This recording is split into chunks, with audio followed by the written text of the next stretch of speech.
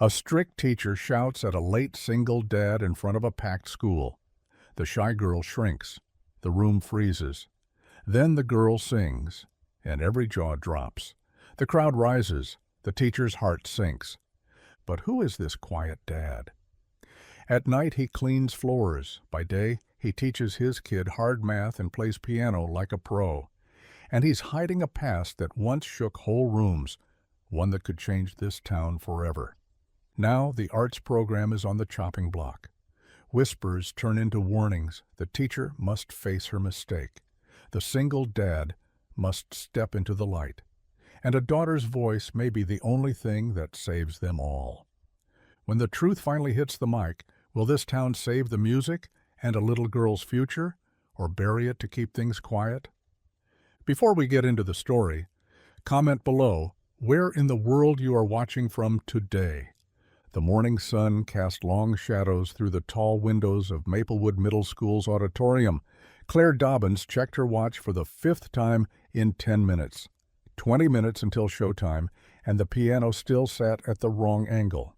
"Marcus, please, stage left, not right." She waved at the janitor adjusting the instrument. Her voice carried that particular edge that made 6th graders freeze in the hallways. Parents filed through the double doors, their chatter mixing with the squeak of folding chairs. Claire's fingers drummed against her clipboard. The district superintendent might show up, might. After 3 years of budget threats and program cuts, this showcase needed to shine like Broadway. "Mrs. Chen, the programs are on the table by the entrance." Claire intercepted a confused parent. "Yes, alphabetical by last name. Your daughter performs 7th. The auditorium filled steadily. Mothers smoothed their children's hair one last time. Fathers fumbled with phone cameras. Claire's stomach twisted tighter with each passing minute. "Miss Dobbins?" Little Tommy Rodriguez tugged at her blazer. "I forgot my sheet music." "Check the green room. If it's not there, you'll have to manage without." The words came out sharper than intended.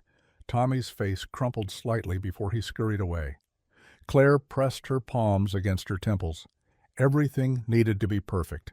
The district couldn't ignore a flawless performance, couldn't slash funding when parents saw their children bloom on stage. The main doors swung open. Ethan Harper stood in the doorway, his flannel shirt wrinkled, work boots still dusty. His daughter Grace hovered behind him, her face pink with mortification. Claire's jaw clenched. 10 minutes before curtain, and they stroll in like it's optional. "Mr. Harper," her heels clicked across the floor. "The call time was 45 minutes ago."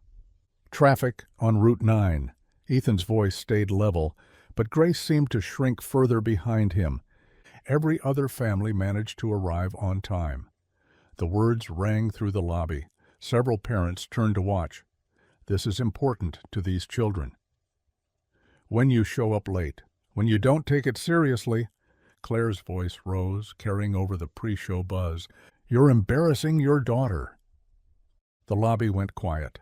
Grace's face turned from pink to scarlet. She stared at the floor, her shoulders hunching inward. A few parents exchanged glances. Someone's child giggled nervously. Ethan's weathered hands tightened slightly at his sides, but his expression didn't change.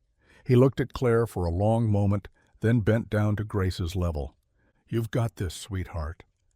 Remember what we practiced?" Grace nodded, barely visible. "Good. Go check in with Mrs. Peterson backstage." He squeezed her shoulder gently. "I'll be right here in the front row." Grace hurried away without looking back. Ethan straightened, meeting Claire's gaze once more before walking into the auditorium. No argument, no defense. Just quiet acceptance that made Claire's stomach turn unexpectedly. That was harsh. Martha Williams, president of the PTA, materialized at Claire's elbow. "He needs to understand?" "Sure, but did the whole room need to hear it?" Claire's cheeks burned. She turned back to her clipboard, but the neat rows of names blurred together. The showcase began. Act after act took the stage. Violin solos, hip-hop routines, magic tricks that mostly worked. Claire stood in the wings, calling out encouragement, adjusting microphone stands. but her eyes kept drifting to the front row where Ethan sat alone, his rough hands folded in his lap, watching each performance with genuine attention. "Next up, Grace Harper," Claire announced. Grace walked onto the stage like she might bolt at any second. The spotlight caught the tremor in her hands. She glanced at her father, who gave her the smallest nod. The first note almost didn't come. Grace's mouth opened, but only air emerged. Someone coughed. Claire's hand moved toward the curtain rope. Maybe they should skip this one, spare the girl further embarrassment. Then Grace found her voice. The melody that filled the auditorium wasn't what anyone expected. Not from this shy 12-year-old in her second-hand dress. The song, an old spiritual Claire remembered from her grandmother's church, carried a depth that made conversation stop, made phones lower, made the very air seem to pause. Grace's voice soared and dipped, finding notes that shouldn't exist in a child's range. Raw emotion poured through each phrase. When she sang about loss, you felt it. When she sang about hope, you believed it. Claire's clipboard hung forgotten at her side. Around her, teachers leaned forward. Mrs. Peterson dabbed at her eyes with a tissue. Even the typically restless Rodriguez twins sat transfixed. The last note hung in the air like morning mist. For 3 seconds, nobody moved. Then the auditorium erupted. Parents jumped to their feet. Children whooped. The applause crashed over Grace in waves, and for the first time since she'd arrived, she smiled, really smiled, looking straight at her father. Ethan stood slowly, clapping steady and sure, his eyes bright with something Claire couldn't quite name. Backstage, after the remaining acts, Claire found them by the exit. Grace chatted excitedly with another student, transformed from the shrinking girl of an hour ago. "Mr. Harper." Claire's professional mask felt brittle. "I owe you an apology. What I said earlier." "She gets nervous." Ethan's voice held no accusation. "Been working on this song for months. Her mother used to sing it. Used to." The words landed heavy. "She's extraordinary." "She is." Ethan's weathered face softened. Just needed someone to hear it. He collected Grace with a gentle hand on her shoulder, and they disappeared into the crowd of families. Claire stood alone in the wings, unsettled by the quiet dignity of a man she'd dismissed so easily. The teacher's lounge smelled of reheated coffee and someone's forgotten tuna sandwich. Claire picked at her salad, the morning's triumph sitting uneasily in her stomach. "Did you see that Harper girl perform?" Mrs. Peterson stirred sugar into her third cup. What a voice. Natural talent. Tom Bradley, 8th grade history, didn't look up from his crossword. "Shame about the father, though." Claire's fork paused midway to her mouth. "What about him?" "Works nights at the district office." Tom filled in another word. "Janitorial staff. Probably never set foot in a college classroom, poor fellow." "How do you know that?" Martha Williams set down her yogurt. "My husband's on the night security team. Says Harper comes in around 10, mops floors until 6 in the morning. Been doing it for 2 years now. Explains why he was late this morning." Mrs. Peterson's voice softened. Must have come straight from his shift. The salad turned to cardboard in Claire's mouth. She forced herself to swallow. "Still," she heard herself say, "punctuality matters." "These children need structure," Tom snorted. "Easy to say when you're not raising a kid alone on minimum wage." "We don't know he's alone." "Widower." Martha's tone brooked no argument. "Wife died when Grace was 10. Cancer, I heard." The lounge fell quiet. Someone's microwave beeped. Claire pushed her salad away, appetite gone. The conversation drifted to budget concerns and standardized test scores, but Claire barely heard it. She kept seeing Ethan's weathered hands, steady and calm, as Grace sang her heart out. A janitor's hands, a widower's hands. She'd been right to maintain standards, hadn't she? The rules existed for a reason. If parents couldn't commit to their children's activities, but the image of Grace's scarlet face wouldn't leave her alone. The library's evening quiet wrapped around Claire like a familiar blanket. She balanced her stack of music theory books at the return desk, nodding to the librarian who scanned them without looking up. She'd grab some new arrangements for next week's choir practice, then head home to her empty apartment and that half bottle of wine waiting in the fridge. A perfectly reasonable Thursday evening for a single woman in her 30s. A child's laughter drew her attention. In the far corner, past the periodicals and local history section, two figures hunched over a table covered in papers. Grace Harper sat beside her father, pencil flying across a worksheet. Ethan leaned close, pointing at something on the page. His flannel shirt looked the same as this morning, but he'd rolled the sleeves up, revealing forearms marked with old scars and fresh calluses. "Walk me through your thinking," his voice carried in the library's hush. "How did you get from the first equation to the second?" "I multiplied both sides by x." Grace chewed her pencil, then subtracted 3. "Good. But what happens when x equals 0?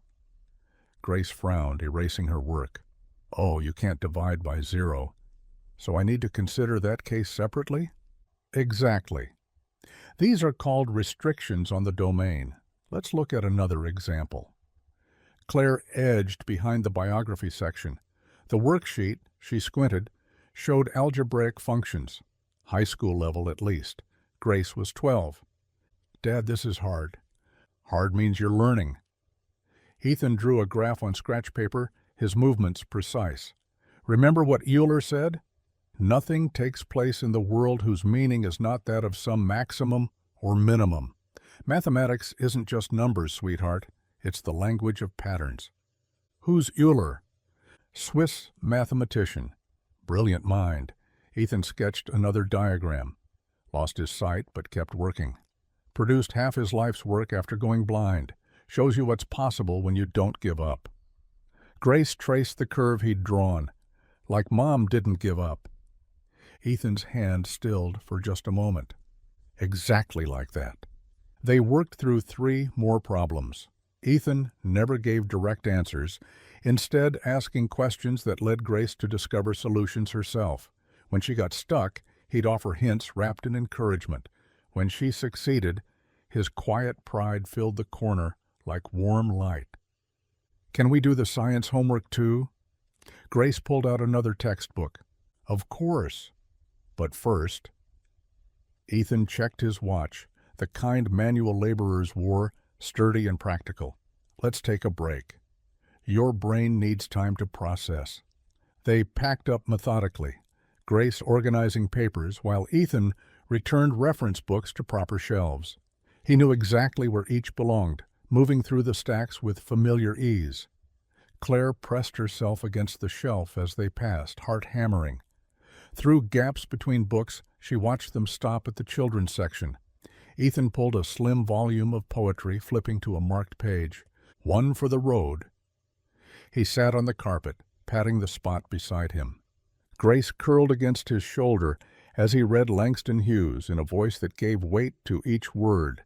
When he finished, they sat in comfortable silence. "I love you, Dad." "Love you too, sweetheart. Ready for dinner? I've got leftover stew in the slow cooker."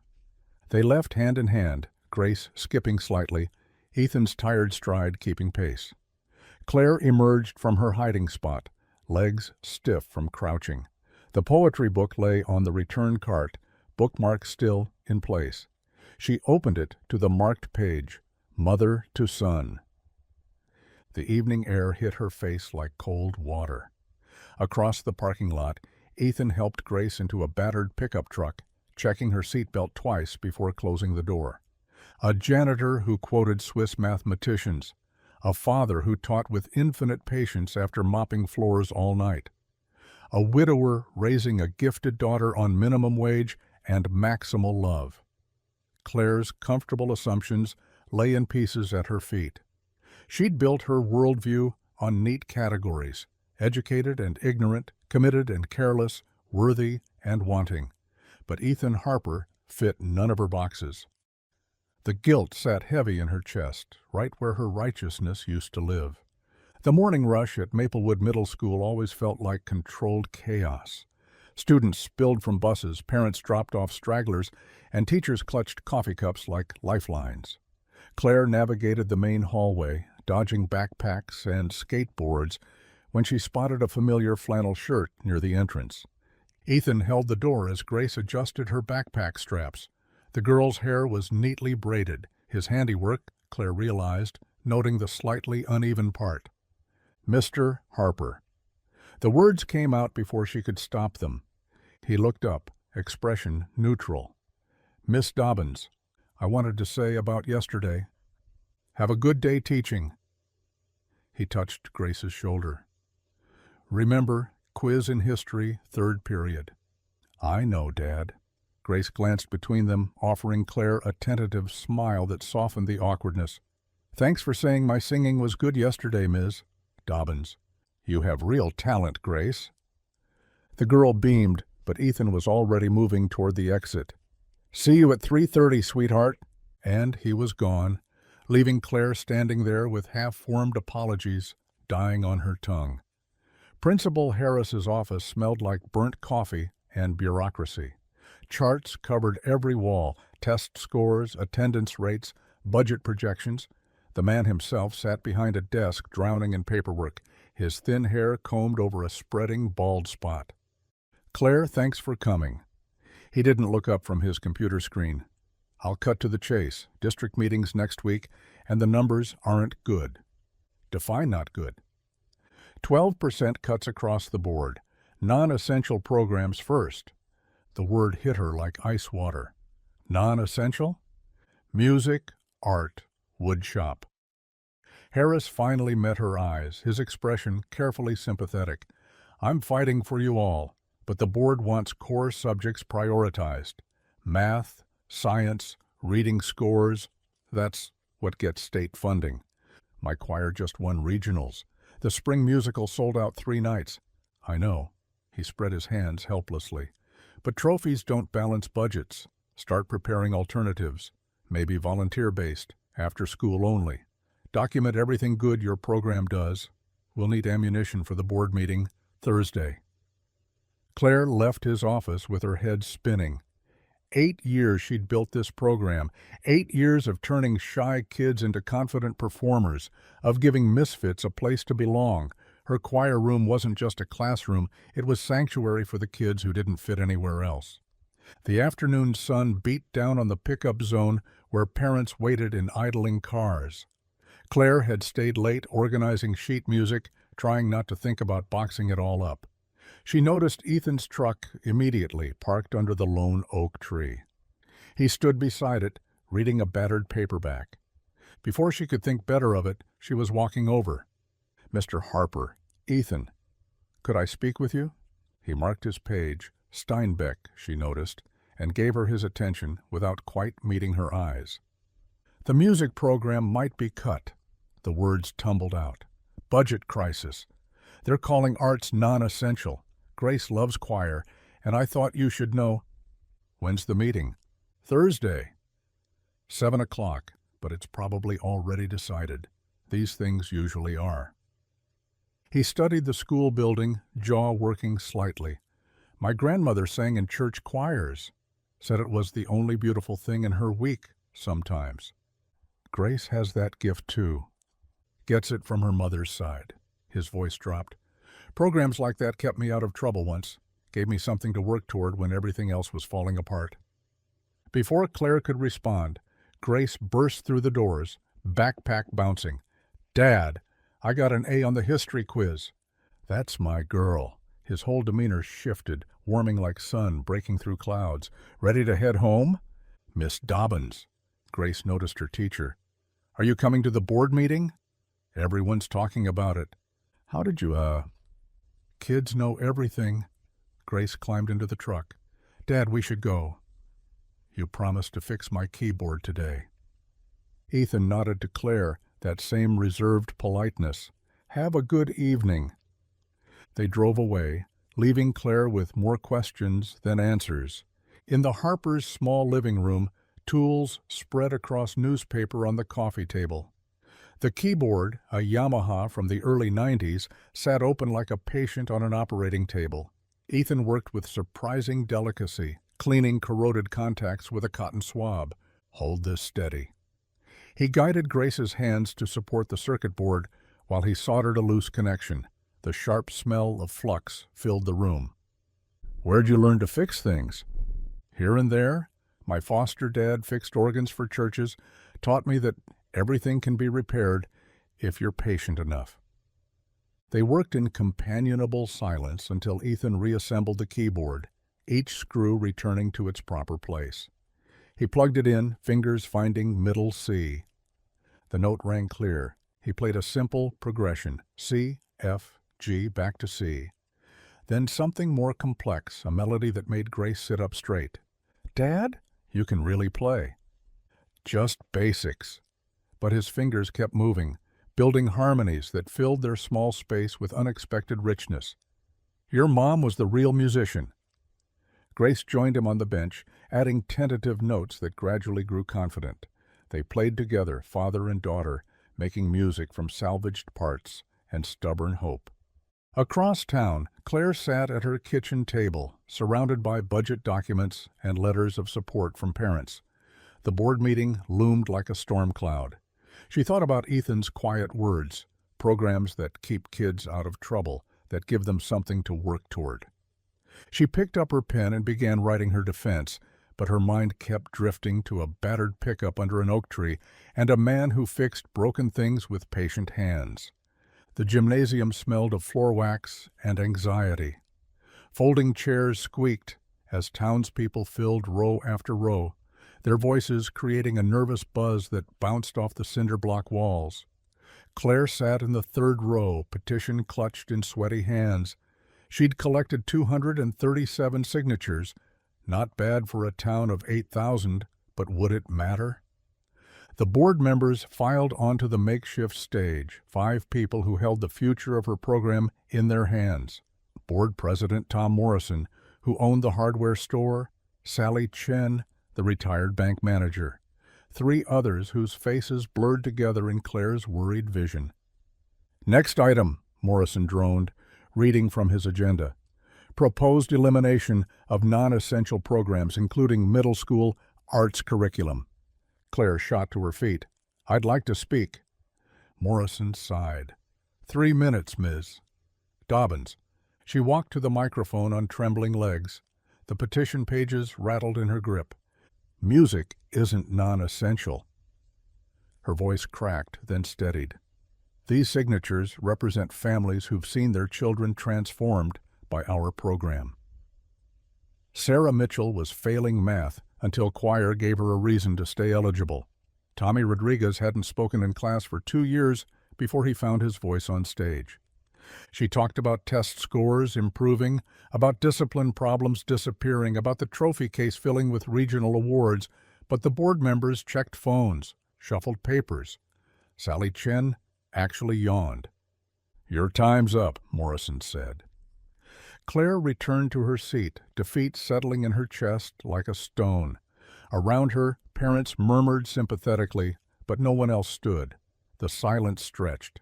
Then a chair scraped in the back row. Ethan Harper walked forward with the same unhurried pace he used pushing his mop bucket down school hallways. He wore his usual flannel and worn jeans, work boots quiet on the polished floor. But something in his bearing made people sit straighter. He didn't take the microphone, didn't need to. His voice carried without amplification, deep and measured, like river water over stones.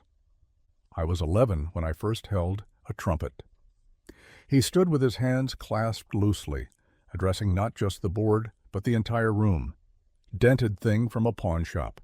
The band teacher stayed after school 3 days a week, no extra pay, teaching kids like me who couldn't afford private lessons. The gymnasium fell silent. Even Morrison put down his phone. "That teacher, Mr. Kowalski, he saw something in a skinny black kid from the South Side. Told me music was mathematics and poetry combined. Said if I could master Bach, I could master anything." Ethan moved slightly, light catching the gray threading through his hair. "I practiced in a closet so I wouldn't wake my foster siblings. Played till my lips went numb. Not because anyone made me. Because for the first time in my life, I was building something beautiful instead of just surviving. A mother in the front row dabbed her eyes. Students who'd been forced to attend leaned forward. That trumpet got me through high school, got me a scholarship, got me to college where I learned that discipline transfers from music to studying, from studying to... He paused, choosing words carefully. To whatever path life sets before you. Grace sat with her friend Maya, watching her father with shining eyes. You want to talk numbers? Fine. Every dollar spent on music education returns 4 in reduced dropout rates, improved attendance, higher test scores. But you can't quantify what it means when a kid discovers they matter, when they stand on stage and realize they have something worth sharing. He looked directly at each board member. You're not cutting a program, you're cutting lifelines. Ask yourselves, which child in this room doesn't deserve that chance? Which one should we write off to save a few $1,000s? The silence that followed felt holy. Then someone started clapping, an older Hispanic man whose daughter sang in choir. Others joined. Soon the gymnasium thundered with applause. Morrison banged his gavel. Order. We'll table this vote pending further review. Meeting adjourned. People surged around Ethan, shaking his hand, patting his shoulder. He accepted their thanks with quiet nods. Clearly uncomfortable with the attention, Claire pushed through the crowd, a dozen questions, fighting for priority. Ethan. But before she could speak, she heard Miriam Patterson, the mayor's wife, whisper to her friend, "You know who that is?" Ethan Harper, the civil rights attorney. The one who argued that case in front of the Supreme Court. Housing discrimination, I think. He left it all behind when his wife died of cancer. The friend gasped. The janitor? Can you imagine? All that prestige, that money, and he's mopping floors. They say he couldn't bear practicing law after she died. Too many memories. Claire stood frozen. The harsh words she'd hurled at him that first day echoed in her mind. You're embarrassing your daughter. She'd called him embarrassing. This man who'd stood before the highest court in the land, who'd chosen love over prestige, chose his daughter over career, who fixed broken keyboards with gentle hands and spoke truth to power without raising his voice. Ethan was helping Grace gather her things, listening as she chattered excitedly about his speech. He glanced up, caught Claire staring. For a moment their eyes met. She saw no judgment there, no satisfaction at her comeuppance. Just the same steady kindness he'd shown from the beginning. He nodded once, that same reserved politeness, and guided Grace toward the exit. Claire stood alone in the emptying gymnasium, her petition forgotten in her lap, drowning in the weight of her own assumptions. The library smelled of old paper and lemon polish. Claire found Ethan in the reference section, returning thick volumes on constitutional law to their shelves. He moved with practiced efficiency, spine straight, despite the menial task. Ethan! He turned, unsurprised, like he'd been expecting her. Miss Dobbins. She clutched her bag strap. I need to apologize. Properly this time. He slid another book into place, waited. What I said that day, calling you embarrassing, it was cruel and ignorant. I judged you by your clothes, your job, I assumed. The words caught. I was everything I teach my students not to be. Ethan's hand stilled on the book cart. Morning light filtered through tall windows, catching dust motes that danced between them. You were protecting your event. I was late. Don't? Claire stepped closer. Don't let me off the hook. I was wrong. Completely, shamefully wrong. He finally looked at her. Those dark eyes held depths she was only beginning to understand. Apology accepted. Just like that? What else would you like? Penance? Drama? A ghost of a smile. I'm too tired for those games, Ms. Dobbins. She studied his face, the premature lines, the careful way he held himself apart. Why didn't you tell anyone? About who you were? Who I was. He returned to his cart. Past tense is right. That man doesn't exist anymore. But your talent, your experience, buried my wife 3 years ago. His voice stayed level, but his knuckles whitened on the cart handle. Grace was 9. Everything else stopped mattering. It could matter again. The town needs... I'm just trying to raise my daughter. Each word deliberate, final. The rest doesn't matter anymore. Before Claire could respond, her phone buzzed. An email from the district office. She read it twice, heat rising in her cheeks. They're giving us 1 month. Final decision on the arts program. She looked up. 1 month to prove we're worth saving. Ethan absorbed this quietly. You'll figure something out. Will I? Morrison's made up his mind. Half the board thinks music is frivolous. The other half won't risk controversy. She pressed fingers to her temples. I need help. Real help.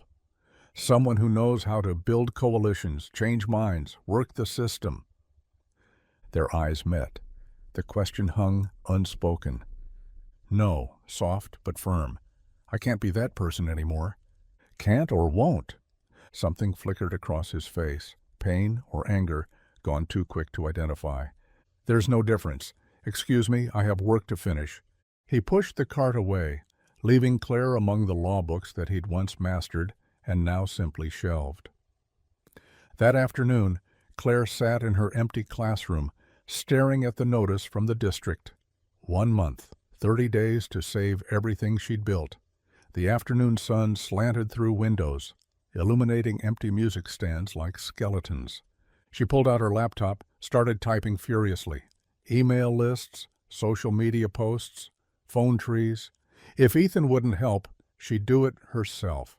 She'd done impossible things before, but even as she typed, she knew the truth. Passion wasn't enough.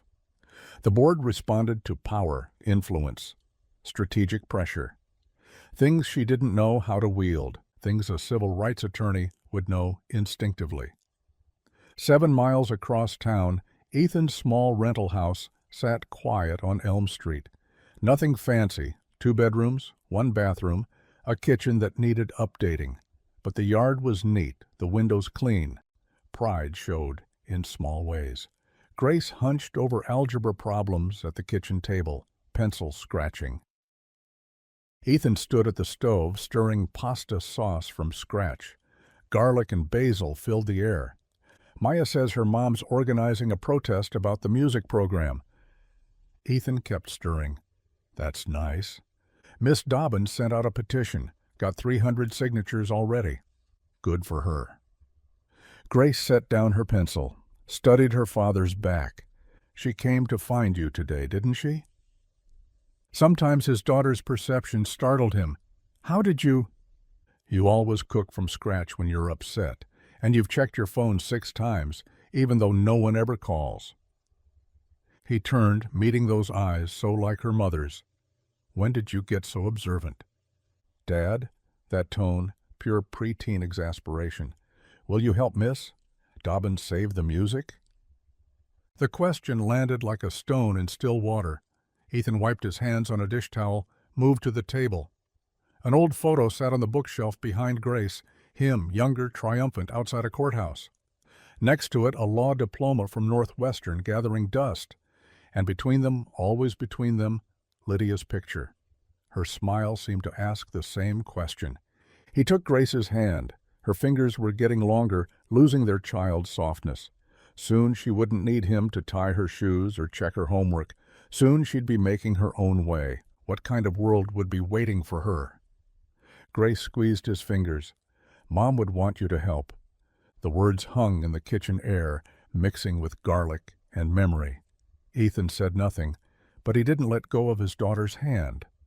Outside, evening birds began their songs, and somewhere across town, Claire Dobbins was fighting a battle she couldn't win alone. The morning arrived damp and cool, mist clinging to Maplewood's quiet streets. Ethan walked Grace to school like always, her backpack bouncing with each step. She hummed something from yesterday's choir practice, a melody that made his chest tight with memory. Dad, you're doing that thing again? What thing? Looking sad when I sing? He forced brightness into his voice, just thinking how proud Mom would be. They rounded the corner to find Claire pacing outside the school entrance, clearly waiting. Her blazer was wrinkled, hair escaping its usual tight bun. Dark circles shadowed her eyes. Mr. Harper Grace. She stepped forward, blocking their path. I need 5 minutes. Miss Dobbins, I already... 5 minutes, please. Grace glanced between them, then tugged her father's sleeve. I'll be late. Go ahead, sweetheart. She hesitated, then darted through the doors. Claire waited until she disappeared before launching in. 27 kids in our music program, 14 from families below the poverty line. For some, it's the only thing keeping them in school. I understand, but do you? Because I watched you yesterday, restocking books like The World Isn't Falling Apart, like those kids don't matter. That's not fair, isn't it? She stepped closer. You have skills that could save this program. Legal knowledge, speaking ability, connections, probably, and you're choosing to hide. I'm choosing to protect my daughter from what? From seeing her father fight for something important? The words hit harder than she'd intended. Ethan's jaw tightened. My time belongs to Grace, period. This fight is for Grace. Claire's voice cracked slightly. For her future. For the chance to develop her gift. They stood frozen, early morning traffic rumbling past. Then a small voice broke through. Dad? Grace had returned, hovering in the doorway. Neither adult had heard her approach. Honey, what are you... I forgot my music folder. She looked between them, reading the tension. Are you arguing about the program? No, we're just... I want to sing, Dad. The words tumbled out, urgent and raw. Not just at home. On real stages, with other kids who love it too, please. The plea hung in the morning air. Ethan looked at his daughter, really looked. Saw her mother's determination in those young eyes. Saw dreams taking shape that he couldn't fulfill alone. His shoulders dropped. When's the planning session?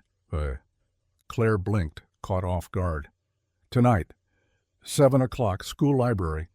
I'll be there. He touched Grace's shoulder. Get your folder. You'll be late. She beamed, grabbed her music, and sprinted inside. Ethan turned to leave, but Claire's voice stopped him. Thank you. He nodded without looking back. The school library felt different at night. Overhead lights buzzed, casting harsh shadows between the stacks. A dozen people clustered around pushed-together tables, mostly mothers, 2 fathers, and 1 grandmother who'd raised 3 kids through this school. Claire had transformed the space into a war room. Charts covered the walls, donation thermometers, timeline graphs. A massive calendar marked 30 days to save music in red marker. Ethan slipped in quietly, choosing a seat near the back. Claire noticed but didn't acknowledge him, continuing her presentation. We need 3 things: money, media attention, and board votes. I propose a 3-pronged approach. She pointed to her chart. Weekly rallies at the town square. Online petition targeting 10,000 signatures, and a benefit concert as our grand finale. How much money do we need? Asked Janet Morrison, PTA treasurer. 40,000 minimum. 60 would secure us for 2 years. Nervous glances around the table. Someone whistled low. That's impossible, muttered Tom Bradley, whose twin boys played trumpet. This town doesn't have that kind of money. It does. We just need to find it. Claire outlined her plan. Local business sponsorships, grant applications, crowdfunding. Her passion filled the room, but Ethan saw the problems. Too scattered, too ambitious, too dependent on goodwill that might not exist. A hand raised tentatively. Miguel Ramirez, whose daughter played violin. His English was accented but clear. I want to help, but the forms, the legal words, I don't understand all of this. Claire started to explain, but her explanation only added more confusion. Miguel's eyes glazed over. Others shifted uncomfortably. Then Ethan spoke from the back. Mr. Ramirez, may I? Heads turned. Ethan moved forward, pulled out the chair next to Miguel. These forms are asking if you're a registered voter. Are you? Yes, my wife too. Good. That matters to board members. Ethan's voice stayed gentle, patient. This section asks about community involvement. Tell me, do you volunteer anywhere? At St.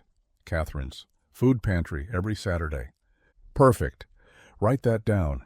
Board members respect church involvement. He pointed to another line.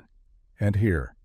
Household income. You don't have to answer, but if you do, it shows the economic diversity supporting this program. Miguel nodded, understanding dawning. They want to know we're not just rich parents complaining? Exactly. For 20 minutes, Ethan worked through the paperwork with Miguel, then with others who'd been too embarrassed to ask for help. He translated not just legal language, but intent, strategy, the unspoken politics behind each question. Claire watched, recognizing what she was seeing, not just knowledge, but gift, the ability to make others feel heard, valued, capable. The room's energy shifted. Parents who'd been silent started speaking up, sharing ideas, offering skills. When Ethan returned to his seat, Claire caught his eye. For the first time since they'd met, she smiled, real, warm, unguarded. He allowed himself a small smile back. The meeting continued past 9 o'clock. Plans solidified. Committees formed. Hope, fragile but genuine, took root in that fluorescent-lit library. The morning sun beat down on Maple Street as Claire knocked on another door. Behind her, Ethan carried the clipboard, Grace bouncing between them with a stack of flyers. Yes? An elderly woman peered through the screen door. Mrs. Chen, I'm Claire Dobbins from the middle school. This is... I know who you are. You taught my grandson piano. The woman's face softened. Timothy still plays every Sunday at church. That's wonderful. We're here about saving the music program. Mrs. Chen's expression darkened. I heard. Shame on those board members. While Claire launched into her prepared speech about signatures and donations, Ethan noticed Mrs. Chen's hands. Arthritis had twisted her fingers into painful angles. When Claire paused for breath, he spoke quietly. Timothy's lucky to have you supporting his music. Not every grandparent understands how much it matters. Mrs. Chen studied him. You have musical children? Just one. He glanced at Grace. Her mother played violin. Said music was like breathing, necessary for life. Your wife sounds wise. She was. The past tense hung between them. Mrs. Chen opened her screen door. Where do I sign? They worked their way down 3 more blocks. Ethan had a way of finding common ground with everyone, discussing soil conditions with retired farmers, school memories with longtime residents, job struggles with younger parents. He never pushed, never rushed, just listened and connected. At the O'Brien house, they hit resistance. Arts are extras, Mr. O'Brien declared, arms crossed. My taxes should go to real education, math, science. Claire's jaw tightened, ready to argue, but Ethan touched her elbow lightly. You're right about math and science being crucial, he said. Grace struggles with fractions sometimes, but you know when she finally got them? When her teacher explained them through musical notes, whole notes, half notes, quarters. Suddenly the abstract became real. O'Brien's stance softened slightly. Still seems like luxury spending. Maybe. But I knew kids growing up who only came to school for band or choir. Take that away, they had no reason to show up at all.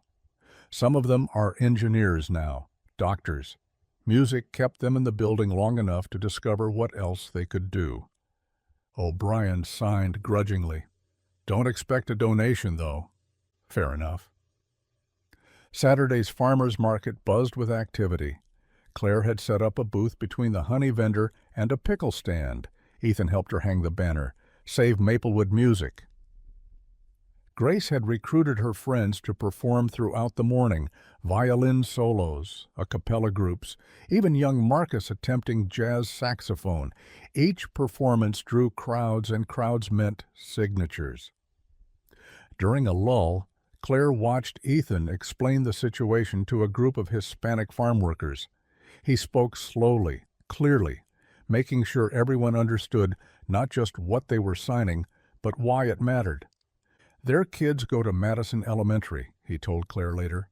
Feeder school for the middle school program. They had no idea it affected them. How do you know about feeder schools? I pay attention. A commotion erupted near the tomato stand. Principal Harris had arrived, looking uncomfortable in his weekend polo shirt. Miss Dobbins, mister. Harper didn't expect to see you here. Just exercising our civic duties, Claire said, tone carefully neutral. Harris glanced at their signature sheets, already thick with names. The board won't be swayed by petitions alone. We know, Ethan said, but they should know what the community wants. Harris started to leave, then turned back. For what it's worth, I hope you succeed. But be careful. Not everyone appreciates agitation. After he left, Claire muttered, was that a warning or a threat? Both. The diner on 5th Street hadn't changed in 30 years. Red vinyl booths, checkered floor, coffee that could strip paint. Claire and Ethan collapsed into a booth, exhausted after 6 hours of campaigning. Grace had spotted classmates 3 booths over and abandoned them immediately, leaving them unexpectedly alone. Coffee? The waitress didn't wait for an answer, filling both cups. They sat in comfortable silence, watching Grace animate some story that had her friends giggling.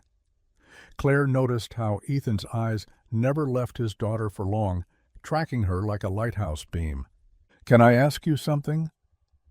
He nodded.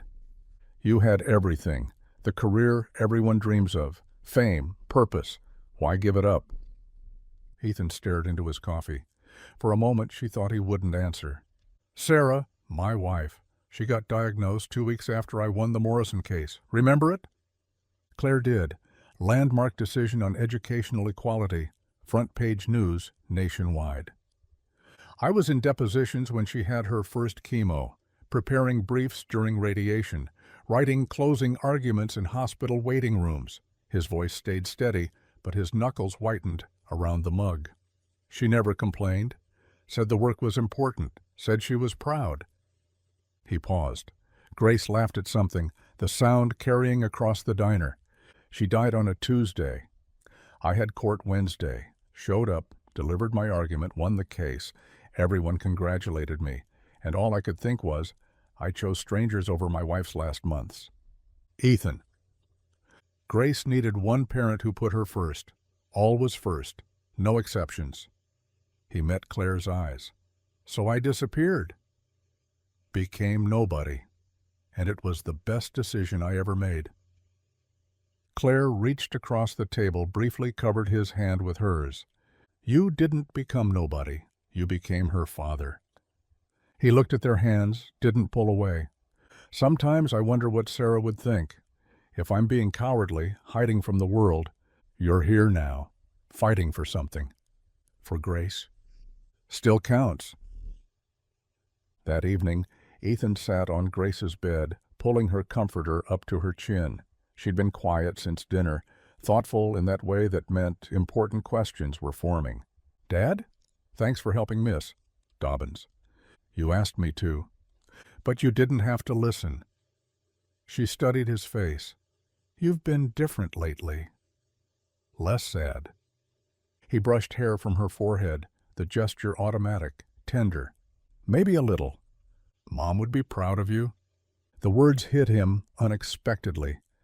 Grace's eyes, Sarah's eyes, watched him with such certainty. Long after she fell asleep, Ethan lay in his own bed, staring at the ceiling. Sarah's picture sat on the nightstand, forever frozen in that last good summer before everything changed. Am I doing the right thing? He asked her silently, coming back to life. The house stayed quiet, but somehow, in that silence, he found his answer. 2 weeks had transformed the old town hall from forgotten relic to buzzing hive. Claire stood in the doorway, watching neighbors haul in folding chairs from the Lutheran church, mismatched but functional. The Hendersons from the bakery arranged pies on a table, apple, cherry, pecan. while their daughter hand-lettered a sign, "Donations welcome." "Stage left needs more light," called Marcus's father from atop a ladder, stringing borrowed bulbs from the hardware store. The space smelled of lemon polish and hope. Claire had scrubbed the floors herself yesterday, Ethan beside her with a mop, neither talking much, just working. Now children darted between adults' legs, clutching sheet music and costume pieces. Mrs. Chen pressed programs into a rival's hands, photocopied at the library, folded by the PTA. Everything cobbled together, nothing matching, but somehow perfect. "Miss Dobbins," Lily ran up, fairy wings askew. "I forgot my wand." "You don't need it. Your voice is magic enough." The girl beamed, scurrying back to the makeshift green room, really just the old coat check area with a curtain hung across it. Ethan appeared at her elbow carrying Grace's keyboard. He'd insisted on bringing it, though the hall had an ancient upright piano. "Where do you want this?" "Stage right. But I thought, back up. That piano hasn't been tuned since Reagan." He disappeared into the growing crowd. Claire noticed how people nodded at him now, respectful. Word had spread. Not everything, but enough. The janitor who spoke at the board meeting. The single father who went door to door. They didn't know about the law degree or the cases that changed history, but they knew he cared. 7 o'clock arrived with a rush. Every seat filled, people standing along walls. The mayor's wife sat front row, notebook visible. She'd report back to her husband, who'd conveniently found urgent business elsewhere. Claire stepped onto the stage. The murmur died. "Thank you for coming." Tonight isn't just about saving a program. It's about declaring what kind of town we want to be. One that nurtures every child's gifts, or one that lets them wither. She nodded to Marcus, who started the evening with his saxophone. He fumbled the opening notes, stopped, started again. The audience held its breath. Then he found his rhythm, and jazz filled the hall. Not perfect, but real, alive. The evening unfolded like a patchwork quilt. Ballet dancers followed gospel singers, followed poetry readings. Technical mistakes happened, microphone feedback, a dropped drumstick, forgotten lyrics. But the audience clapped harder for the recoveries than the successes. Then Grace walked onto the stage. She wore the same simple dress from the talent show, hair pulled back with her mother's silver clip. Ethan followed, settling at the piano bench. Whispers rippled through the crowd. "I didn't know he played," someone murmured. Claire hadn't either, not really. She'd seen him fix the keyboard, test a few notes, but this was different. Grace looked at her father. He nodded, hands poised above keys. The first notes rang clear and true. Amazing grace. But not the usual arrangement. Ethan had transformed it, jazz influences weaving through traditional melody. Then Grace's voice joined, pure and strong. Amazing grace. How sweet the sound. The hall went absolutely still. Grace's voice carried something beyond technique. Truth, maybe. Pain transformed to beauty. Her eyes found Ethan's, and they sang to each other as much as the audience.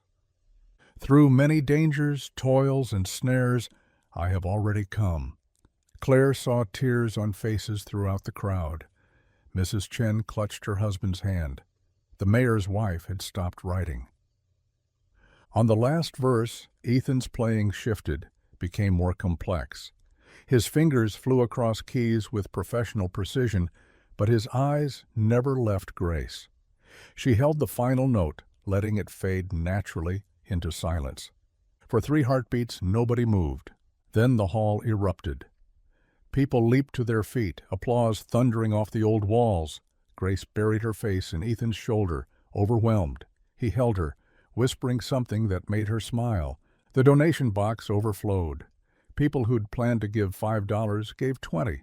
The immigrant families Ethan had personally invited gave what they could, sometimes just coins, but given with dignity. Claire tallied numbers while volunteers cleaned up. Almost enough, not quite the full budget, but close enough to force the board's hand. She found Ethan outside, leaning against the building's brick wall, watching stars through the maple branches. Grace helped carry chairs inside, laughing with friends. You never said you played professionally. I didn't. Sarah did. She taught me. They stood in comfortable silence. Music and voices drifted from inside, children still high on applause, parents sharing phone videos. Thank you, Claire said finally, for fighting, for reminding me this isn't about programs or budgets, it's about them. She nodded toward the children. Thank you for pushing, for not letting me stay hidden. Was that so bad? Being seen? He considered. Terrifying, but maybe necessary. Grace bounded over, grabbing both their hands, tugging them toward the door. Come on. Mrs. Patterson wants a picture of all of us. She positioned them together, Claire on her left, Ethan on her right, herself in the middle, grinning wide. You two make a good team, Grace announced, loud enough for everyone to hear. Claire caught Ethan's eye over Grace's head. He smiled, a real smile, not the polite one he usually wore. Maybe they did. Sunday morning brought sunlight and disaster in equal measure. Claire discovered both at her kitchen table, coffee growing cold as she stared at her laptop screen. The Maplewood Gazette had run a beautiful piece about the benefit concert, front page, full-color photo of Ethan and Grace at the piano. The headline read, Community Rallies to Save Music Program. But underneath in the comments section, someone had posted a link. Washington Post, 2018, controversial attorney Ethan Harper wins landmark police brutality case. Then another. Harper defends accused terrorist in religious freedom case. Protests turn violent. And another.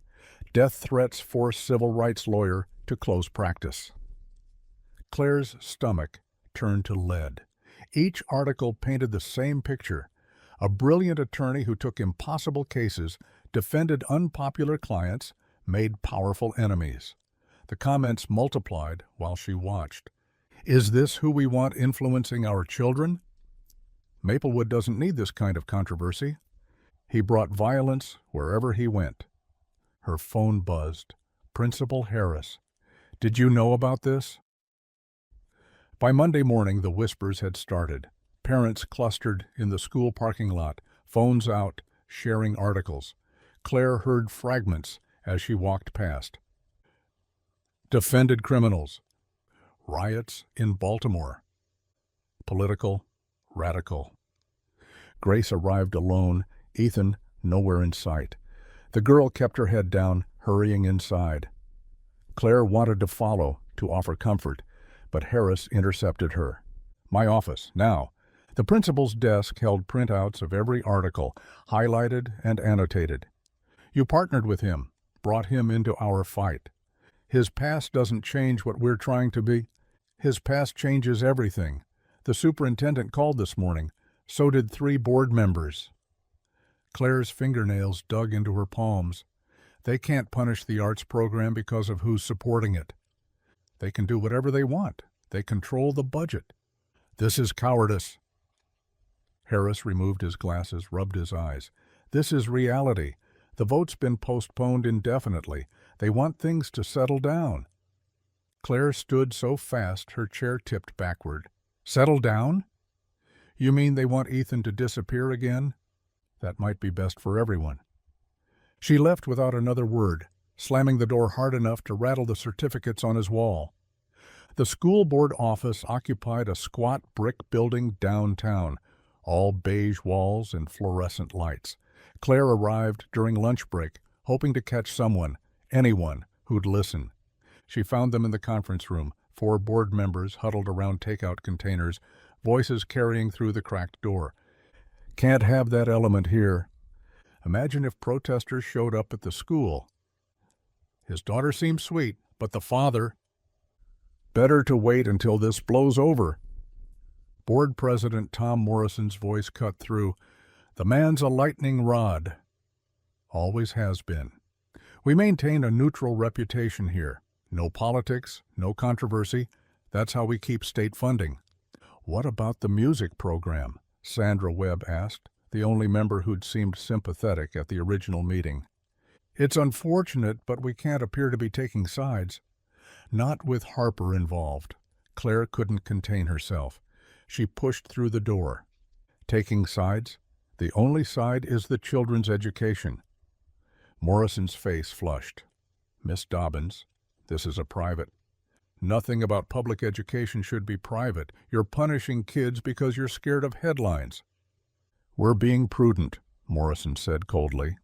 Mr. Harper's involvement has complicated matters. Perhaps if he stepped back. You want him silenced. Again, nobody's silencing anyone, but actions have consequences. His past is fighting for people who had no voice, just like these kids have no voice.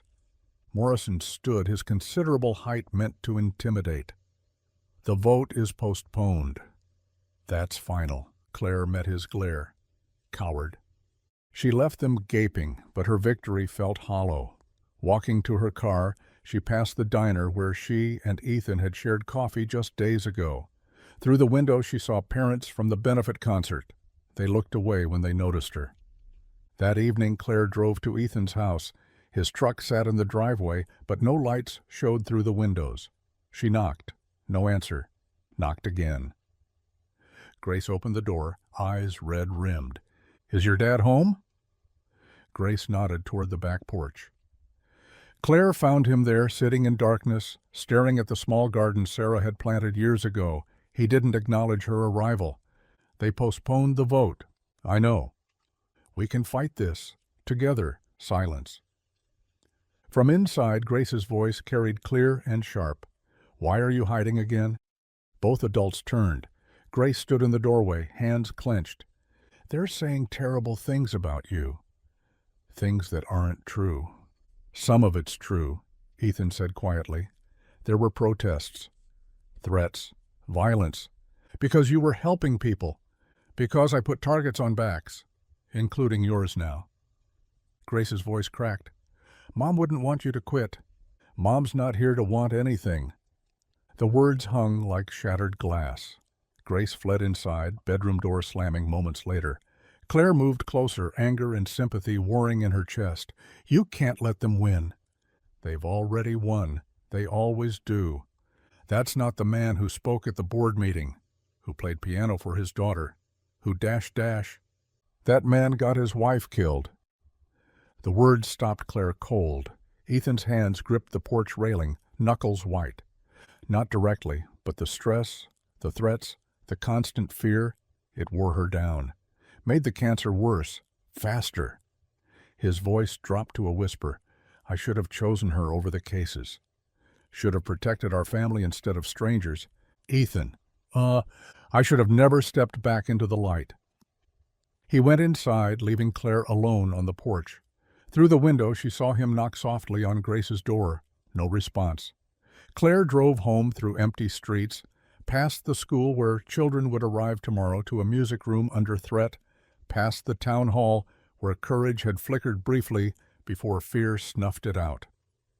The cowards had won this round, but the fight wasn't over. The Monday after the newspaper article, everything shifted. Claire noticed it first in the parking lot. Parents who'd cheered at the benefit concert now clustered in tight circles, voices dropping when she passed. Inside, the teacher's lounge felt arctic. It's not personal, Janet from third grade said, not meeting Claire's eyes. But my husband says we can't afford controversy. His job at the plant. What controversy? Fighting for music education? You know what I mean. Harper's past. All those protests he was part of. The riots in Chicago. There were no riots. He defended peaceful protesters who were beaten by... Still. Janet gathered her papers. Maybe it's better if he steps back. For everyone. That afternoon, Claire found 3 parents waiting outside her classroom. We appreciate everything you've done, Mrs. Chen began, clutching her purse.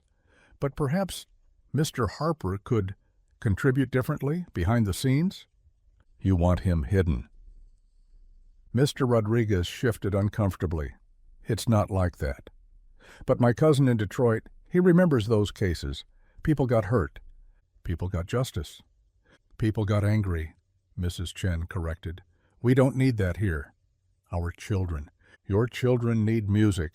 Article. Opportunities. That's what Ethan's fighting for. They left unconvinced. Claire slumped at her desk, surrounded by sheet music for a spring concert that might never happen. Her phone buzzed. A text from Ethan. "Carry on without me. It's better this way." She called immediately. No answer. At the Harper house, Grace pushed green beans around her plate while Ethan pretended to read the evening paper. Neither had spoken since she'd gotten home from school, and finally, "Emma's mom said you caused riots." "I didn't cause anything. I defended people's rights." "She said people got hurt because of you." "People were already being hurt. I tried to stop it." Grace's fork clattered down. "Then why does everyone act like you're dangerous?" "Because standing up for what's right makes people uncomfortable." "It makes me uncomfortable." The words exploded out. "Kids are saying things, calling you names, calling me—" She stopped, eyes filling. "What are they calling you?" "Doesn't matter." "Grace D. Troublemaker's daughter, rabble-rouser's kid," her voice cracked.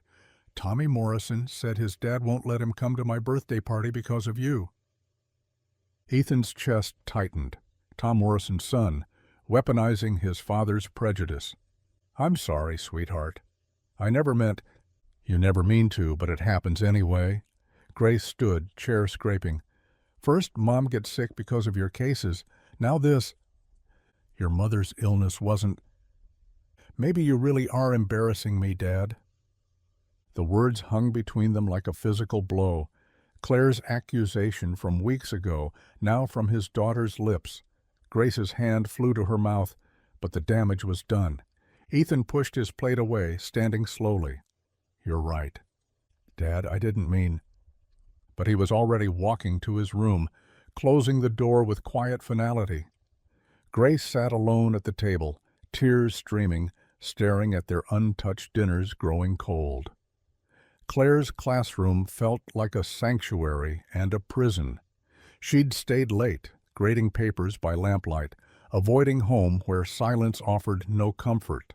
The spring concert music lay stacked on her piano, arrangements she'd made assuming they'd have funding, assuming they'd have support, assuming Ethan would help her fight. She knelt beside her desk, hands clasped. Prayer had never come easily, but tonight words spilled out. "I don't know what I'm doing. I pushed him when he wanted to stay hidden. Now he's hurting, Grace is hurting, and the program's dying anyway." Her voice broke. "I think I'm falling for him, which makes everything worse. How can I fight for these kids when I can't even face my own feelings? When I can't convince him to stay?" The empty room offered no answers. Outside, janitors, Ethan's colleagues, moved through hallways, invisible as always. She thought about him at home, wounded by his daughter's words, thought about Grace, carrying the weight of her father's principles and her mother's absence, thought about herself, sharp-tongued and judgmental, who'd started this cascade with her own cruelty. "Give me strength," she whispered, "or at least show me the way." Ethan sat on his bedroom floor, back against the door, Sarah's photo in his hands. Her smile seemed accusatory tonight. "I failed her again." Sarah gazed back, frozen in happiness from before. Before the diagnosis, before the threats that kept them awake, before she'd begged him to take easier cases to protect their family, he'd chosen principles over peace, justice over joy. And Sarah had paid the price. Now Grace was paying too. The photo trembled in his hands. Down the hall he heard Grace crying, but couldn't make himself move. What comfort could he offer when he was the source of her pain? His phone sat silent on the nightstand. 3 missed calls from Claire. He couldn't face her hope, her determination. Couldn't explain that some fights weren't worth winning if they cost you everything. Tom Morrison was right about one thing. Actions had consequences. His actions had cost Sarah her peace, were now costing Grace her childhood. Better to fade back into invisibility. Better to be the embarrassment she could eventually forget than the crusader who destroyed her world. In the darkness, holding his wife's image, Ethan Harper made his decision. He was done fighting. The Harper house had become a museum of routine. Ethan woke Grace at 6:30, made breakfast, scrambled eggs on Monday, oatmeal Tuesday, and drove her to school. They moved around each other like ghosts, speaking only necessities. Lunch money's on the counter. Thanks. Practice ends at 4? Yeah? The piano sat untouched, its closed lid gathering dust for the first time since Sarah died. Claire noticed immediately. Grace's voice, usually the strongest in choir, barely rose above a whisper. The girl who'd stood tall at the benefit concert now hunched in the back row, eyes on her sheet music. After practice, Claire caught her arm. Stay a minute. The other students filed out, chattering about weekend plans. Grace remained frozen, clutching her folder. Want to tell me what's wrong? Nothing. Grace. Claire sat on the piano bench, patting the space beside her. Your dad's not the only one who knows when someone's carrying weight. The girl's composure crumbled. I told him he embarrassed me, like you did, except you apologized, and I can't take it back. Of course you can. You don't understand. He won't even look at me properly, won't play piano, won't sing while making breakfast. Tears spilled over. I broke him. Claire pulled her close, feeling the child shake. Listen to me. Your father's love for you could fill this auditorium 10 times over. One harsh word doesn't erase that. Then why won't he talk to me? Because sometimes adults forget that protecting someone and shutting them out aren't the same thing. Grace wiped her nose on her sleeve. He thinks he's protecting me by disappearing. Smart girl. Claire squeezed her shoulder. Give him time. And maybe I'll check on you both tonight. Make sure you're eating proper meals. A ghost of hope crossed Grace's face. He likes lasagna. I'll see what I can do. The casserole dish weighed heavy in Claire's hands as she climbed the Harper's porch steps. 7 o'clock, late enough that dinner would be finished, early enough that Grace would still be awake. Ethan answered on the third knock, surprise flickering across his face before settling back into careful neutrality. Claire, thought you two might enjoy something home-cooked. It's lasagna. Well, attempting to be lasagna. She lifted the dish. My grandmother's recipe, though she'd probably disown me for using store-bought sauce. He accepted it carefully, like it might explode. That's kind. Thank you. Can I come in? I wanted to check Grace's harmony parts for Thursday. A pause. She'd given him an excuse, a reason that wasn't about them. He stepped aside. The house felt different, quieter, despite Grace's homework spread across the dining table. The piano lid stayed firmly shut. Grace, Miss Dobbins is here. The girl looked up, hope and worry battling on her face. Hi. Hey, sweetie. Brought dinner and thought we could run through the alto section. While Ethan busied himself in the kitchen, storing the casserole, Claire sat with Grace. They hummed through the harmonies, but her real attention stayed on Ethan's careful movements, how he avoided looking their way, how he gripped the counter when Grace's voice rose in song. Dad usually helps with this part, Grace said quietly. Ethan's shoulders tensed. Claire made a decision. You know, I owe your father an apology. Another one. Both Harpers looked at her. I've been pushing, demanding he fight battles that aren't his anymore, acting like I know what's best. She met Ethan's eyes. I don't. I'm just a music teacher who's scared of losing the only thing I'm good at. You're good at lots of things, Grace protested. Kind of you to say, but for years, people dismissed me as just a babysitter with songbook. Parents acted like I was teaching finger painting while real teachers handled math and science. She stood, moving toward the kitchen, toward Ethan. Board members patted my head, allocated scraps, told me to be grateful. I fought for every instrument, every sheet of music, every minute of class time. And sometimes I fought angry, said things I shouldn't, pushed people away who were trying to help. Ethan's knuckles were white against the dark countertop. The difference is, Claire continued, I just embarrassed myself. You fought for things that mattered to millions. The weight of that, I can't imagine. It doesn't matter anymore. Doesn't it? That man at the board meeting, the one who made grown adults listen, who helped Mr.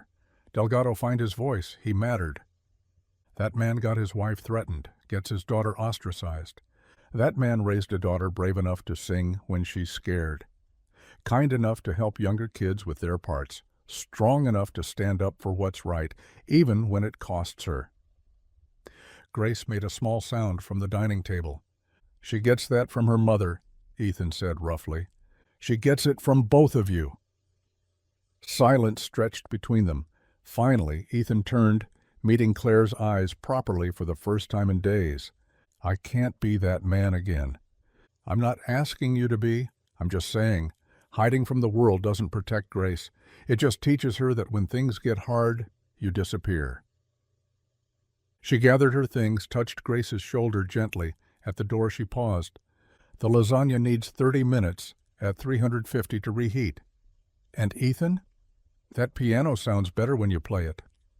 She left before he could respond, but through the window, she glimpsed him standing in his kitchen, staring at the covered piano like it held all the answers he'd lost. The gymnasium buzzed with hostile energy. Claire gripped her notes tighter, watching board members shuffle papers at their long table like judges preparing verdicts. 3 weeks since the newspaper article. 3 weeks of whispers and sideways glances. Settle down now, shall we? Board President Warren tapped his microphone. The feedback squeal made children cover their ears. Claire spotted them scattered through the crowd, her choir kids still wearing their concert shirts from last month. Grace sat 3 rows back, shoulders hunched beside Mrs. Chen, whose daughter Amy clutched her music folder like armor. No sign of Ethan. Her chest tightened, she'd hoped. First item, proposed termination of non-essential programs.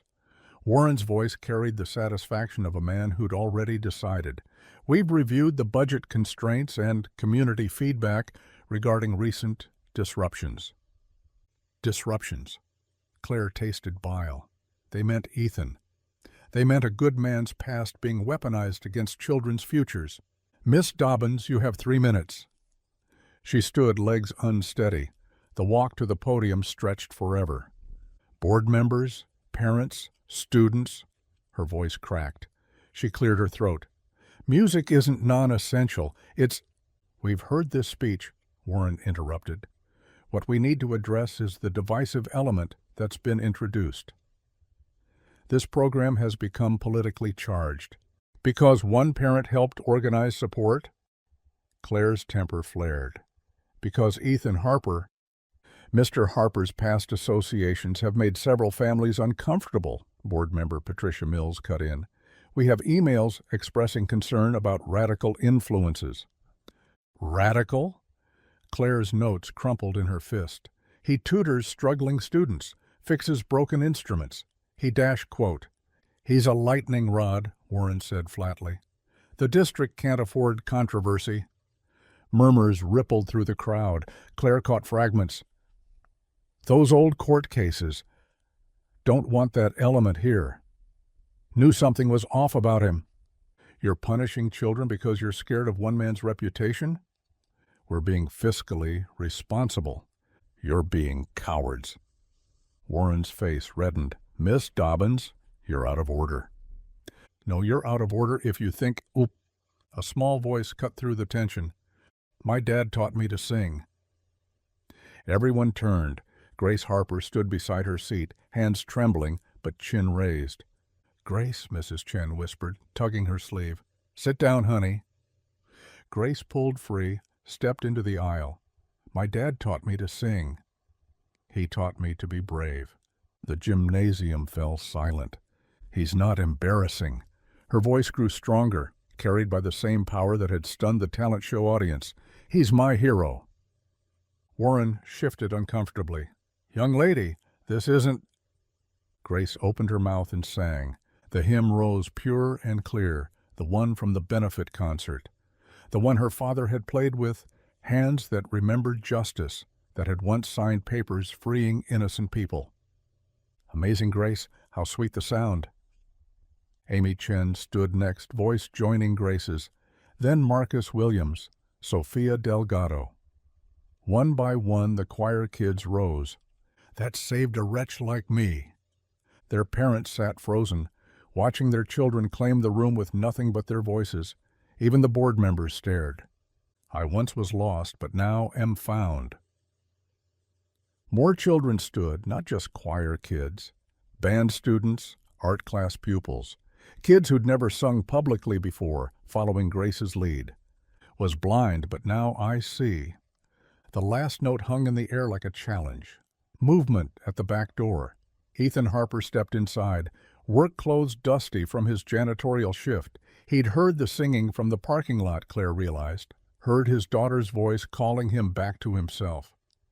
Grace saw him, and her composure finally cracked. Tears rolled down her cheeks, but she didn't move, didn't run to him. She stood her ground, waiting. Ethan walked forward, not rushing, not retreating, each step deliberate, measured. The crowd parted, some hostile, some curious, most simply stunned by what they'd witnessed. He reached Grace, placed a steady hand on her shoulder. She leaned into him slightly, but kept her eyes on the board. "My daughter's right," Ethan said. Not loud, but his voice carried. "I taught her to sing.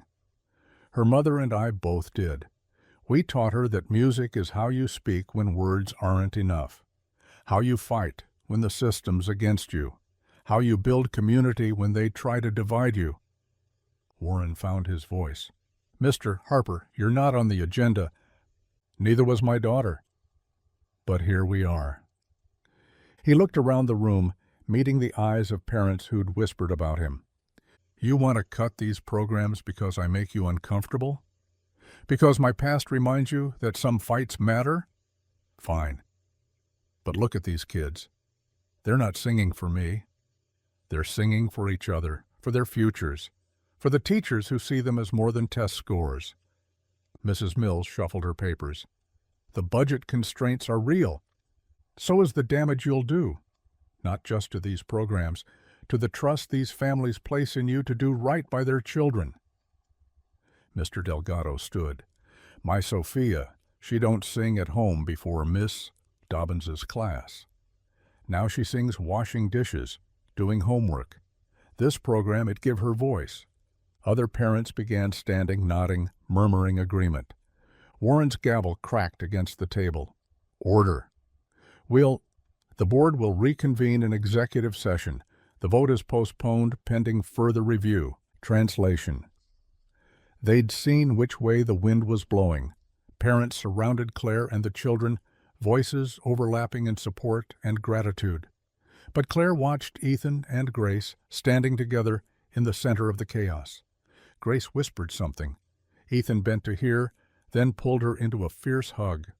For the first time since the newspaper article, he didn't retreat. He held his ground. The special hearing drew everyone.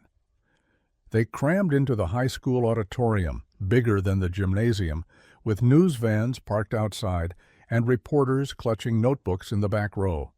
The board sat behind a long table on stage, microphones gleaming like weapons. Claire smoothed her best dress, the navy one she'd worn to her interview 15 years ago. She'd practiced her speech until 3 a.m, index cards worn soft from handling. "Miss Dobbins," Warren announced, "you have 5 minutes." She approached the podium, scanning the crowd. Parents from the Filipino community sat together, their children in Sunday clothes. The Martinez family occupied a whole row. Even old Mr. Kowalski from the hardware store had closed shop early to attend. Music isn't a luxury. Her voice rang clear. It's not an extra, something you fund when times are good and cut when they're lean. Music is how we teach children they matter, how we show them their voices, whether singing, playing, or simply existing, deserve to be heard.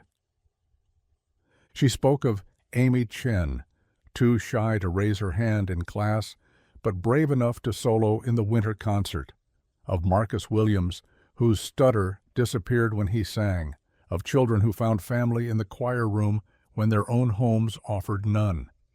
You talk about test scores and college readiness. I'll give you data. Our choir students have a 92% graduation rate. Our band kids score higher on SATs, but those numbers don't capture what really matters. She gripped the podium edges. What matters is giving children a reason to show up, to believe they can create something beautiful in a world that often tells them they're not enough. Every time you cut these programs, you tell our kids their dreams are disposable. That beauty is optional. That joy is something only rich districts can afford. Her time ran out. She returned to her seat amid scattered applause, heart hammering. Warren cleared his throat. "Mr. Harper, you've requested to speak?" Ethan rose from the middle of the auditorium. He wore his janitor's uniform, deliberate choice, Claire realized. Not the lawyer's armor he'd once worn, just himself. The walk to the podium took forever. Cameras swiveled to track him. Grace watched from her seat beside Claire, hands clasped tight. He adjusted the microphone, and feedback squealed. "Sorry, not used to these anymore." A few nervous chuckles. "I grew up in Birmingham. The Alabama one, not Michigan." His voice stayed quiet, forcing people to lean forward. "My school had 2 water fountains, one for white kids, one for everybody else. The textbooks we got were the ones white schools threw away, covers torn, pages missing." The auditorium grew still. "But we had a music teacher."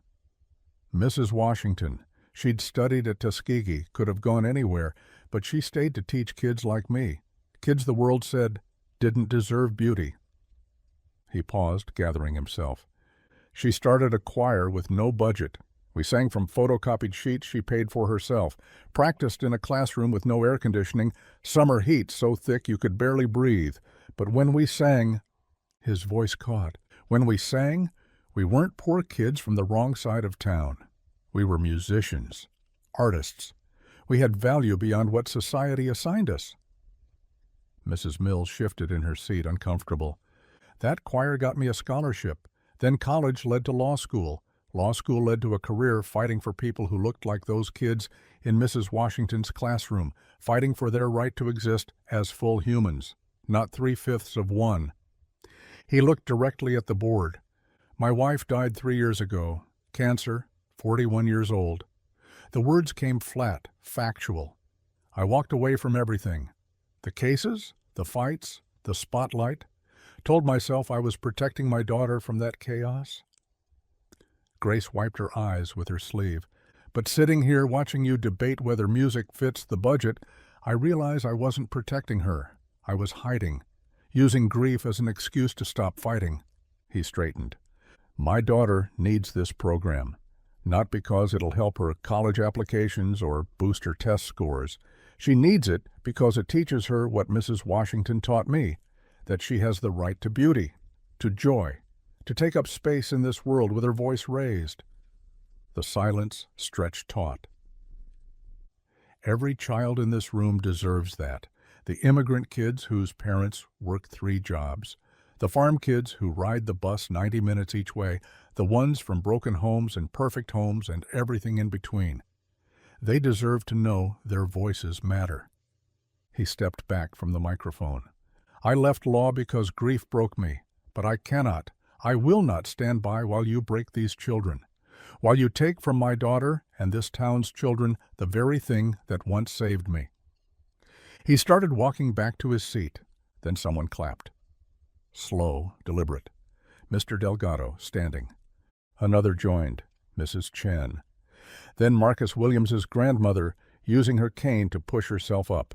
The applause built like thunder, students and parents rising, even some teachers who'd whispered about Ethan in the lounge. It crashed over the board members who sat frozen behind their table.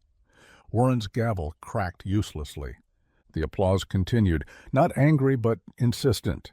A community saying, "Enough." Finally, it died down. People sat but remained coiled, ready. Warren looked at his fellow board members. Mrs. Mills studied her hands.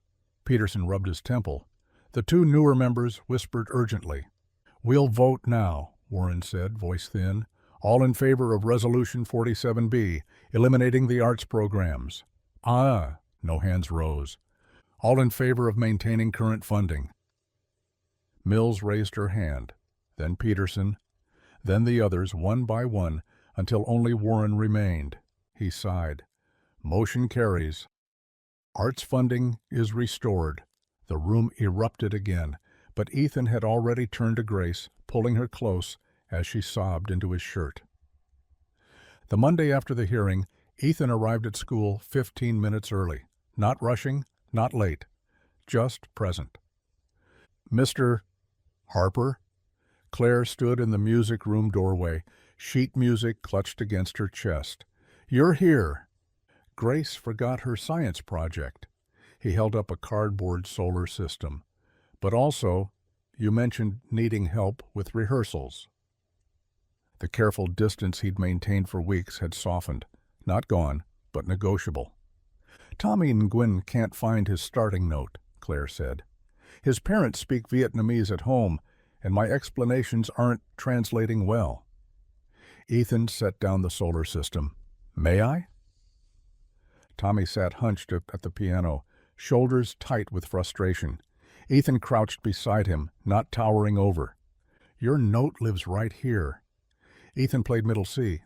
But finding it with your voice is different than finding it with your fingers, isn't it? Tommy nodded. Close your eyes. I'll play it 3 times. Don't sing yet. Just let it live in your head. The note rang clear. Once, twice, 3 times. Now hum it back to me, quiet as you can. Tommy hummed, tentative but true. Perfect. That's your anchor. Everything else builds from there. Other children had gathered, watching. Ethan glanced at Claire, who nodded encouragement. Maria, you're starting flat on the second verse. Listen. He played the progression, then had her repeat it. Feel how your voice wants to rise? Trust that instinct. For 20 minutes, he moved through the group, never lecturing, never taking over, just filling gaps Claire couldn't reach alone. When the bell rang and children scattered, Claire touched his arm. Thursday's our long rehearsal, 3:30 to 5. I'll be here. Thursday came gray and drizzling, the kind of weather that made everything feel heavy. But inside the music room, warmth bloomed. From the top, Claire directed. Remember what Mr. Harper showed you about breathing. The children's voices rose, stronger than before. Ethan sat at the piano, adding simple accompaniment when needed, pulling back when they found their rhythm. Grace watched from the alto section, no longer shrinking when classmates looked at her father. When she hit her solo line, clear and confident, Ethan's fingers stilled on the keys just long enough for Claire to notice. After rehearsal, parents trickled in to collect their children. Mr. Delgado shook Ethan's hand. My Sophia, she comes home singing now, before we had to beg her to practice. Mrs. Chen added, Kevin says you're teaching them about rhythm using basketball dribbles. Kids understand bounce, Ethan said. Music's just organized bounce. After the last child left, Claire and Ethan found themselves alone in the auditorium. She'd switched off the main lights, leaving only the stage spots glowing. Want to know something? She sat on the stage edge, legs dangling. I've taught here 12 years. This is the first time I've felt like I'm doing more than babysitting with songbooks. Ethan settled beside her, careful space between them. You were always doing more. But I couldn't reach them all. Not the way you do. She studied her hands. Tommy's mother cried yesterday. Said he's been singing at breakfast. Their family came here as refugees when he was 3. Music's helping him find his voice in 2 languages. That's you, not me. It's both of us. The admission hung between them, delicate as blown glass. Sarah would have liked you, Ethan said suddenly. My wife. She had this way of seeing through people's armor, finding the soft parts they tried to hide. Claire's hand drifted toward his on the stage floor, not touching, but close enough to feel the possibility. Tell me about her. Pediatric nurse, loved terrible reality TV and excellent jazz, could burn water but made perfect pie crust. His voice carried warmth, not the sharp grief of before. She made me laugh even during chemo, especially during chemo. Said if she couldn't keep her hair, at least she'd save money on shampoo. Their fingers brushed. Neither pulled away. She sounds wonderful. She was. And she'd be furious I spent 3 years using her death as an excuse to hide.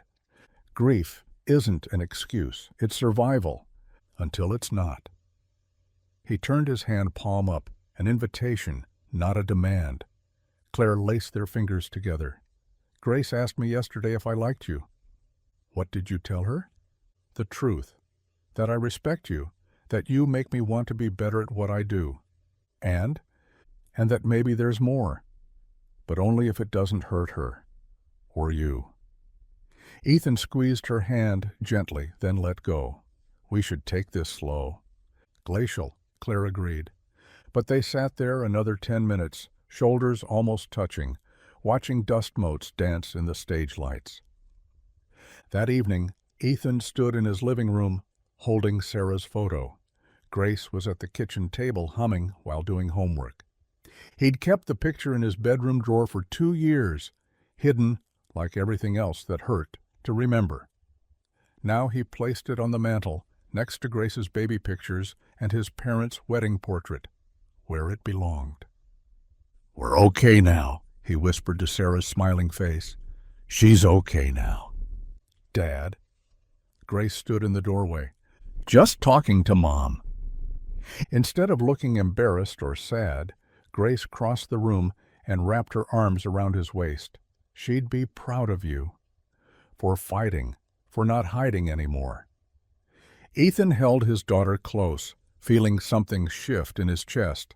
The grief remained, would always remain, but it no longer consumed all the space. Think she'd like Miss Dobbins? Grace pulled back, grinning. Mom would say she's exactly stubborn enough to handle you. For the first time in 3 years, Ethan laughed without guilt chasing it. The auditorium blazed with color, paper flowers crafted by the art students draped from every surface, and the stage lights caught the shimmer of borrowed sequins on choir robes. 500 folding chairs filled with parents, grandparents, and townspeople who'd heard about the music program's resurrection. Claire stood backstage, clipboard trembling slightly. Everyone remembers their entrances. "Yes, miss?" Dobbins, the children chorused, though half were too busy peeking through the curtain. "Tommy, your tie's crooked." She fixed it while he squirmed. "Sophia, you're going to be brilliant on that violin solo." Ethan appeared from the wings, having checked the piano one last time. "They're ready?" "I'm not." "You are." He touched her elbow briefly. "Look what you built." "We built." Grace bounced over in her blue dress, the one they'd found at Goodwill, and Claire had helped hem. "Dad, the whole town's out there." "Good. They should see what their tax dollars bought." Principal Harris's voice boomed through the microphone, welcoming everyone to the Spring Music Showcase. Claire gathered the children in a circle.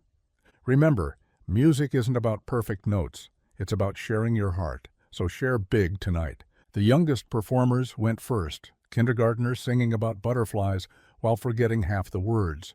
The audience melted. Then the string ensemble, shaky but earnest. The jazz band, surprisingly tight after Ethan's rhythm exercises. Finally, the full choir took the stage. 52 voices, ranging from barely 5 feet tall to gangly teenagers. Claire raised her hands and Ethan's fingers found the opening chord.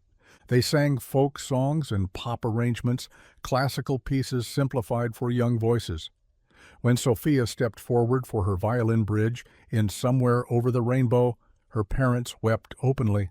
Tommy's rap verse in their hip-hop medley brought the house down. Then came Grace's moment. She walked to the microphone, shoulders back. The girl who'd hidden behind her father 8 weeks ago now commanded the stage.